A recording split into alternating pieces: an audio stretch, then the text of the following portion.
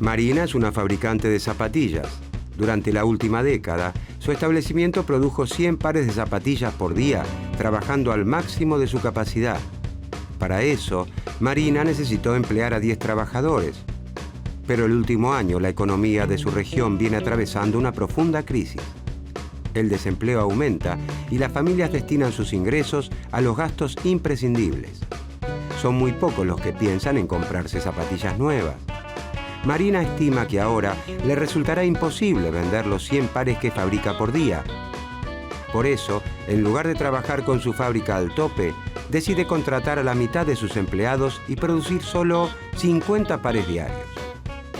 Aunque los salarios de los trabajadores bajen, Marina no contratará a más trabajadores porque está convencida de que ya no encontrará interesados que puedan comprarle 100 pares de zapatillas todos los días. Como los empresarios de la región tienen las mismas expectativas que ella, todos dejarán trabajadores en la calle, lo que agravará el desempleo.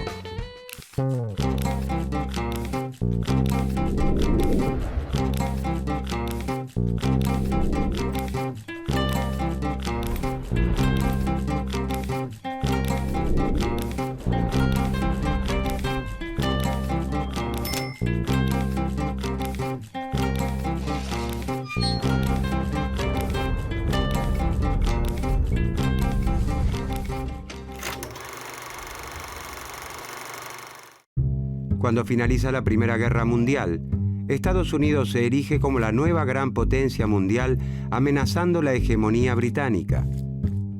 Con sus fábricas trabajando al tope, el clima de euforia contagia a los norteamericanos y los convence de que ese crecimiento será imparable. Estamos en los felices años 20, en los años locos. Este optimismo desenfrenado empuja a gran parte de la población de los Estados Unidos a comprar acciones en la bolsa. Hacia fines de la década del 20, grandes y pequeños ahorristas adquieren gran parte de las empresas convencidos de que ganarán mucho dinero gracias a ese fabuloso crecimiento que se da por descontado. Como muchos eligen ahorrar en acciones, su precio y con él el valor de las empresas crece enormemente. Todo marcha bien hasta que surgen preocupantes señales de que esta ola de optimismo ha llevado a las empresas a producir muy por encima de las cantidades demandadas, exceso que las obliga a detener la producción, acumular stock de mercaderías y expulsar mano de obra. Esto hace que el valor de las empresas caiga a pique y empobrezca a todos los que habían elegido ahorrar en acciones. El 29 de octubre de 1929 pasa a la historia como el Jueves Negro.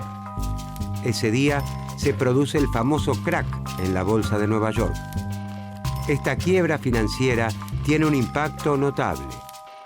La crisis arrastra a todos los sectores económicos y lleva a la ruina a numerosos bancos. En poco tiempo, millones de hombres y mujeres pierden sus trabajos, sus ahorros y, en ocasiones, sus viviendas. En virtud del peso que había adquirido Estados Unidos en la economía mundial, la crisis se generaliza. La producción y el comercio de Occidente se contraen. Las fuerzas del mercado son insuficientes para actuar libremente, acomodar los desajustes y restablecer el equilibrio. Los países industrializados imponen barreras proteccionistas y reducen el precio de las materias primas y los productos agrícolas, lo que afecta especialmente a los países exportadores como la Argentina. Las ganancias capitalistas se reducen y los trabajadores pasan a vivir en la miseria. Las profecías marxistas parecen cumplirse. El capitalismo muestra su gran debilidad al tiempo que la Unión Soviética desarrolla un sistema colectivista fuertemente aislado y logra sortear la crisis mundial sin grandes contratiempos. El fantasma del comunismo genera un gran temor en los países industrializados. Empeñados en salvar al sistema capitalista, un grupo de economistas proponen abandonar los viejos preceptos dominantes y adoptar una nueva receta. A la cabeza de ese grupo se encuentra John Maynard Keynes.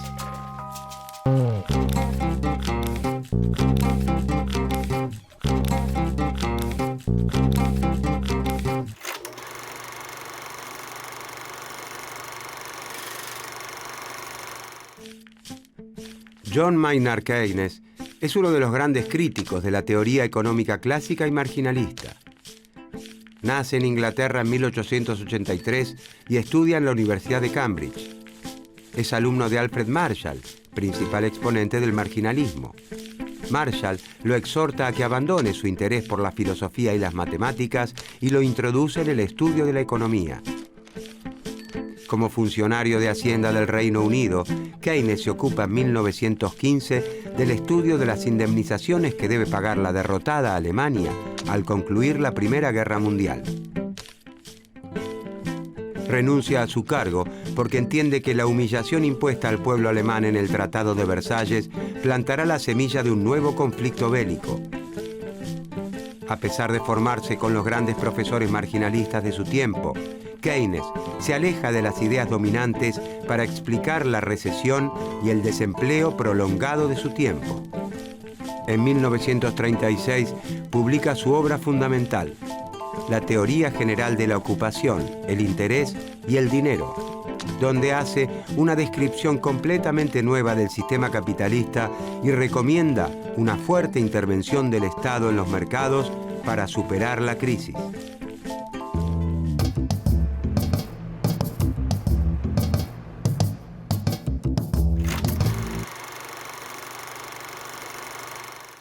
Según el razonamiento marginalista, el desempleo puede ser voluntario o involuntario. Es involuntario, o no deseado, por dificultades momentáneas de la economía, por el tiempo que demoran los trabajadores en encontrar un nuevo empleo, o por el tiempo que necesitan los jóvenes para acceder a su primer empleo. Es decir, para los marginalistas, el desempleo involuntario es originado por motivos menores y fundamentalmente pasajeros, transitorios. El resto del desempleo es siempre voluntario, por voluntad de los propios trabajadores que prefieren el ocio al empleo o por las regulaciones que traban el funcionamiento del mercado. Estas regulaciones pueden ser los convenios colectivos de trabajo o el salario mínimo. Según el pensamiento marginalista, si los trabajadores, organizados en sindicatos, y el Estado no interfirieran en el mercado laboral, los salarios podrían bajar libremente hasta el punto en el que desaparecería el desempleo, ya que a un salario menor, los empresarios estarían siempre dispuestos a contratar más trabajadores. Keynes se opone a esta tesis, afirmando que el desempleo involuntario o no deseado puede ser permanente, no solo transitorio. Observa que a pesar de ofrecer su fuerza de trabajo a salarios más bajos, los obreros de los países azotados por la crisis tampoco consiguen empleo. Y afirma que esto se debe a que la demanda efectiva es insuficiente.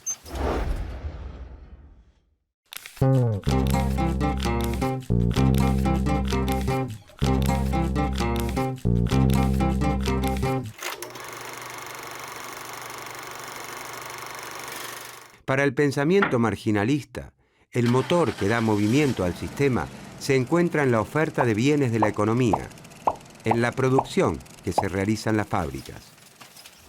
La ley de Say sintetiza ese pensamiento hasta entonces dominante al afirmar que toda oferta crea su propia demanda. Los empresarios producen en sus plantas utilizando toda la capacidad de sus instalaciones y contratando los trabajadores necesarios para producir al tope. Los marginalistas aseguran que esta oferta total de bienes está creando también la demanda, y esto funcionaría así. Como consecuencia de la actividad productiva, los trabajadores reciben salarios, los propietarios de la tierra reciben la renta y los capitalistas obtienen beneficios. Con estos ingresos, las familias de trabajadores, terratenientes y capitalistas compran bienes, es decir, generan una demanda para la economía. Keynes invierte la ley de Say y asegura que es la demanda la que crea la oferta. No es cierto que los bienes producidos encuentren siempre quien quiera comprarlos. Es posible que los productos no puedan venderse o que la demanda sea persistentemente insuficiente en relación con todos los productos que se ofrecen en el mercado.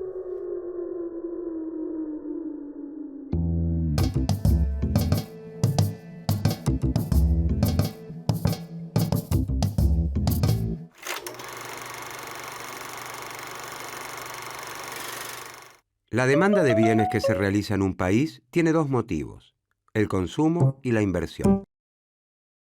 El consumo depende del ingreso de las familias, los salarios de los trabajadores, los beneficios de los empresarios y las rentas de los propietarios de la tierra. Cuanto más altos sean los ingresos de trabajadores, empresarios y propietarios, cuanto más dinero tengan en sus bolsillos, mayor será su consumo. Pero el conjunto de todas las familias no gasta todo su ingreso en consumo. Algunas están en condiciones de destinar una parte importante al ahorro. La proporción del ingreso que el total de las familias destina al consumo se llama propensión a consumir. Cuando los ingresos de la familia aumentan, el consumo se incrementa, pero la propensión a consumir tiende a ser cada vez menor, pues las familias destinan cada vez mayor proporción de su ingreso al ahorro. En las sociedades en las que la distribución del ingreso es muy desigual, la propensión al consumo es menor que en las sociedades igualitarias, porque la mayor parte de la riqueza se concentra en las clases privilegiadas, que destinan al consumo una parte menor que las clases postergadas. Por este motivo, Keynes cree en una política de redistribución del ingreso en beneficio de las clases más postergadas. De esta manera se impulsa el consumo y, en consecuencia, la demanda efectiva, la producción y el empleo de la economía. El otro componente de la demanda es la inversión. La inversión no depende de las familias. Los empresarios invierten cuando compran maquinaria e instalaciones para aumentar, mantener o mejorar la producción. Y lo hacen dependiendo de cuánto esperen ganar. Si creen que la economía irá bien y sus ventas se incrementarán, esperarán embolsarse abultadas ganancias. Por lo tanto, aumentarán su capacidad productiva demandando bienes de inversión y contratando mano de obra. Si los empresarios ven un horizonte gris, optarán por quedarse con el equipamiento existente o dedicarán pocos recursos a la adquisición de uno nuevo. Como el futuro es incierto, las expectativas de los empresarios son poco predecibles. Los niveles de actividad y empleo dependen de un factor psicológico imponderable, incontrolable e inestable. Keynes llama a estos estados de ánimo los espíritus animales de los empresarios. Si los empresarios tienen expectativas negativas sobre el futuro de la economía, la inversión será pequeña y una parte de la oferta quedará siempre sin vender. Cuando la demanda efectiva se encuentra reducida por la crisis, los empresarios producen menos de lo que podrían si operaran al tope. Por más bajos que sean los salarios, los empresarios no contratarán más trabajadores porque no tienen a quién vender su producción. Ese desempleo provoca que cada vez se consuman menos productos, lo que lleva a un círculo vicioso de estancamiento. Para Keynes, si el Estado no interviene apuntalando la demanda efectiva, el mercado, por sí solo y espontáneamente, no podrá retornar a su equilibrio y profundizará el estancamiento. Si bien el interés del empresario individual es reducir al máximo los salarios de sus trabajadores, el sistema capitalista en su conjunto necesita que los trabajadores reciban buenos salarios para que puedan consumir y generar demanda. Entonces, la clave para Keynes está en la demanda efectiva, la cantidad de bienes y servicios que los consumidores realmente adquieren en el mercado en un tiempo determinado y a un precio dado.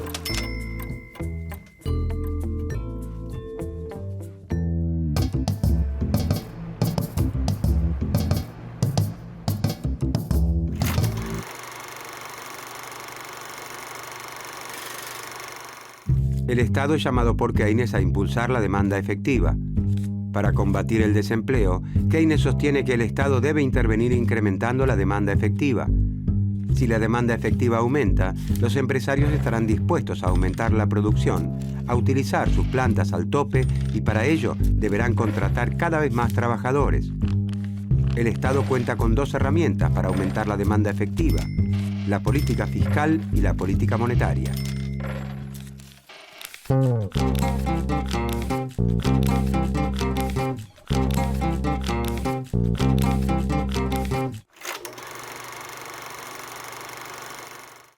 La política fiscal se traduce en el manejo del gasto público y de los impuestos. Con la realización de importantes obras públicas o de infraestructura, el Estado aumenta el componente inversión de la demanda, complementando o sustituyendo la inversión de los empresarios. Los trabajadores contratados, antes desempleados, disponen ahora de un ingreso que destinarán a aumentar también el consumo. Si se construyera infraestructura destinada al transporte o a la energía, estos trabajadores estarían incluso contribuyendo a la futura inversión privada porque reducirían los costos como flete y energía.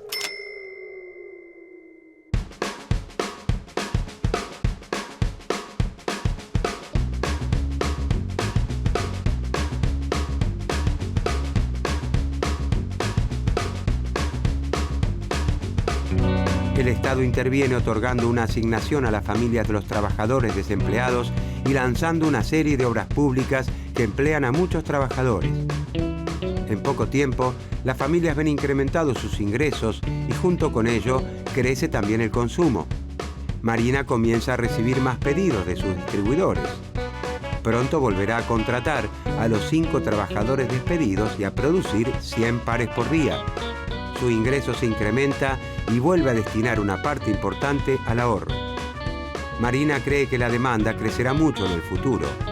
Por eso, debe ahora decidir si destinará ese dinero disponible a modernizar su planta para incrementar la producción o si le conviene conservarlo en el banco como inversión especulativa.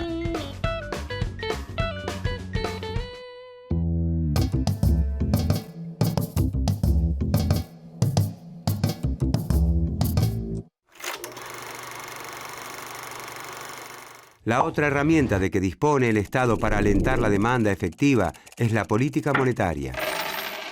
Las decisiones de inversión de los empresarios para aumentar la producción no solo tienen en cuenta la rentabilidad que esperan obtener gracias a la adquisición de maquinarias y equipamientos. Los empresarios también comparan las ganancias que lograrán haciendo estas inversiones con la tasa de interés. La tasa de interés les muestra la ganancia que podrían obtener utilizando el dinero disponible para invertir si lo destinaran a inversiones especulativas, como constituir un depósito a plazo fijo. Además, la tasa de interés les muestra a los empresarios el precio que deben pagar al banco para que les otorguen un préstamo destinado a equipar o modernizar su capacidad productiva. Keynes dice que la tasa de interés tiende a permanecer en un nivel demasiado elevado, compitiendo y atentando contra la inversión productiva, y que ese nivel elevado se debe a la preferencia por la liquidez, la preferencia de los inversores por disponer de todos sus ahorros en efectivo en lugar de realizar inversiones productivas. Este comportamiento, según Keynes, se fundamenta en la incertidumbre que existe en la economía. Entonces, para convencer a los inversores para que realicen plazos fijos, los bancos incrementan la tasa de interés y desalientan, por otro lado, la inversión productiva. Para alentar la reducción de la tasa de interés, incrementar la inversión productiva y con ella la demanda efectiva y el empleo, Keynes propone que el Estado instrumente una política monetaria expansiva. Mediante la emisión de billetes y monedas y su inyección en la economía, el Estado logra que la tasa de interés no sea muy elevada. Si hay mucho dinero en la economía, el precio de ese dinero, es decir, la tasa de interés, tiende a caer. Una tasa de interés baja estimulará a los empresarios a endeudarse con los bancos para invertir, lo que aumentará la demanda efectiva, la producción y el empleo.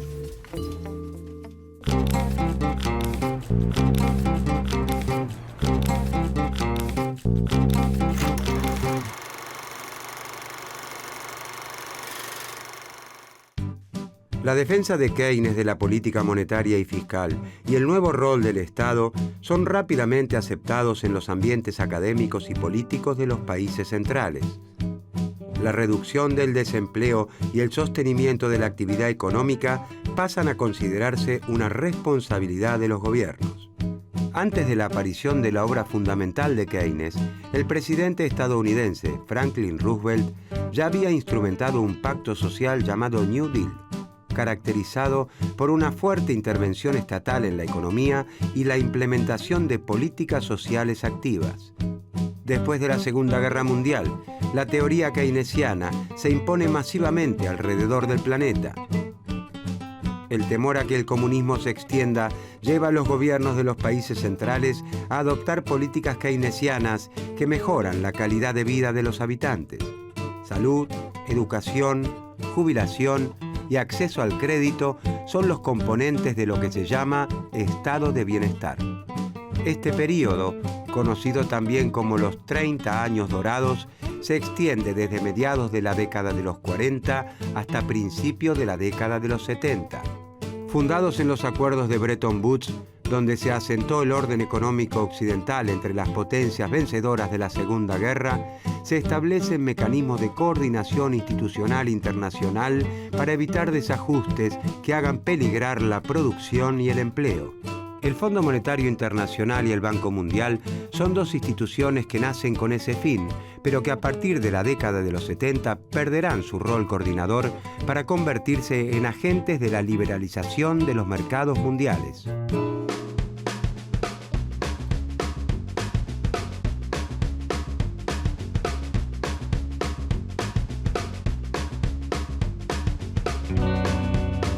Lograda una primera reactivación productiva con el incremento del gasto público, el Estado decide ahora instrumentar una política monetaria expansiva.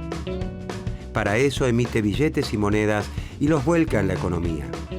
Las tasas de interés se reducen.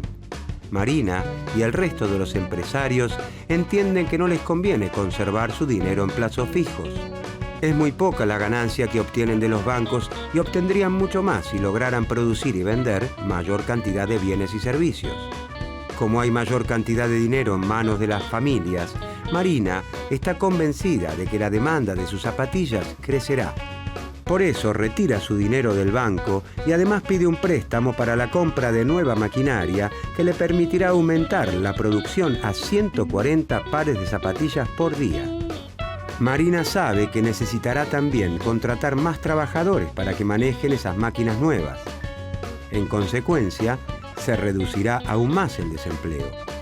Las decisiones de política fiscal y monetaria del Estado, basadas en el pensamiento de Keynes, surten el efecto deseado.